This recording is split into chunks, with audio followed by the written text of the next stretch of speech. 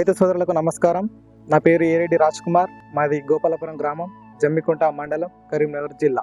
ఈ కావేరి బంపర్ విత్తనం పెట్టి 110 రోజులు అవుతుంది.